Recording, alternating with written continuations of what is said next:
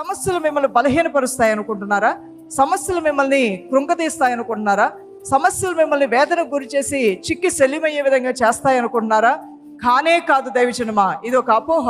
సమస్యలే నిన్ను బలంగా మార్చబోతూ ఉన్నాయి. క్రీస్తుని నమ్మినటువంటి ప్రతి వ్యక్తి కూడా సమస్యల్లో బలము పొందుకుంటాడు. అది పరిశుద్ధాత్మ యొక్క బలమై ఉన్నది. తన బిడ్డలు ఒక సమస్యలో చిక్కబడినప్పుడు వారు కృంగిపోతూ ఉంటే, వారు పడిపోతూ ఉంటే, వారు గాయములు అయిపోతూ ఉంటే, చెప్పశక్యము కానిటువంటి వేదంతో వారు ఉంటే, వారి దేవుడు మౌనంగా ఉండడు. వారిని వచ్చి ఎత్తుకుంటాడు ఆయన, చంక పెట్టుకుంటాడు ఆయన, కన్నీటి బాష్పములు తుడిచి వేస్తాడు ఆయన. వారి పక్షముగా న్యాయం చేస్తాడు, వారి పక్షముగా యుద్ధము చేస్తాడు, వారి పక్షముగా పోరాడుతాడు. హల్లెలూయా.